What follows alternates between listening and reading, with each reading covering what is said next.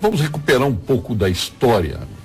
A gente fala tanto aí no chamado golpe militar, isso historicamente nós já conversamos pessoalmente sobre isso, uma questão que vem lá da proclamação da República, né, e passa por vários episódios históricos do país, né?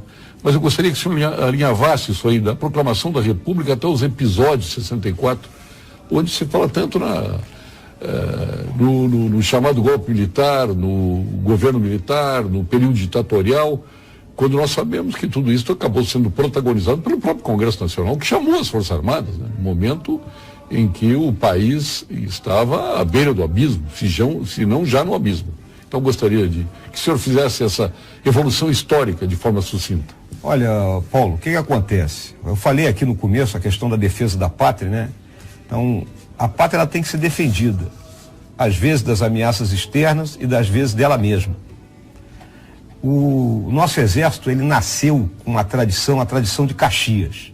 Então nós vamos lembrar o Brasil do século XIX, vou chegar um pouco antes da proclamação da República, não é? Então no século XIX, com a abdicação de Dom Pedro I, não é? Nós tivemos um grande número de revoltas que ocorreram de norte a sul do nosso país, não é? Vai lá do Cabanagem no Pará, passa pela Balaiada, entra pelas revoluções liberais de 1842 em São Paulo e Minas Gerais, a nossa Revolução Farroupilha, né? Então o país esteve a ponto de ser explodido em vários países.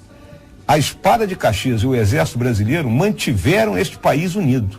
E aí nós vimos como Caxias, além de debelar as revoltas, ele imediatamente concedia anistia, né? Trazendo aqueles brasileiros de volta ao seio da nação.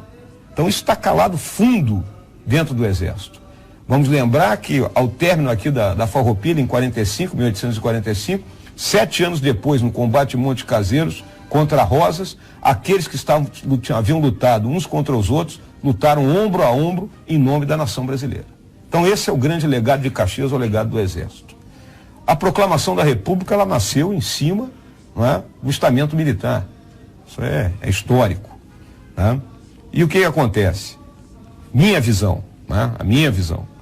O Exército no século XX, ele enfrentou por 3 vezes a tentativa do movimento comunista internacional de se assenhorar e implantar aqui no país um regime que não era o que nós desejávamos. Então o Exército foi claramente o instrumento da nação para impedir que a nação fosse comunizada. Foi isso que ocorreu. Tivemos 20 anos de governos, digamos, autoritários, porque qualificar de ditadura eu acho forte, né? E ouso aqui dizer que as mesmas pessoas que chamam os presidentes militares de ditadores chamam Fidel Castro de presidente. Então eu acho complicado isso. E digo que a verdade histórica sobre os fatos ocorridos naquele período só virão a fundo mesmo quando todos os atores tiverem desaparecido. E aí os historiadores puderem se debruçar sobre isso de forma isenta. O problema é que a esquerda hoje, intelectualmente, ela predomina, né? E essa avaliação histórica, a própria Revolução, tem uma palestra que eu dou aí, foi a Revolução que a imprensa aplaudiu. Coquetéis na redação do Estado de São Paulo, na Folha de São Paulo, no Grupo Globo, enfim, isso aí a gente não pode esquecer, né? Era uma necessidade. E quem proclamou a vacância do cargo de presidente da República foi o Auro de Morandoide, não foi? Sim, as coisas assim aconteceram. Sim, então, sim, aconteceram. Quem chamou as Forças Armadas para a intervenção foi o próprio Congresso Nacional. Foi assim como eu estou te dizendo, né? A nação pediu a intervenção das suas Forças Armadas.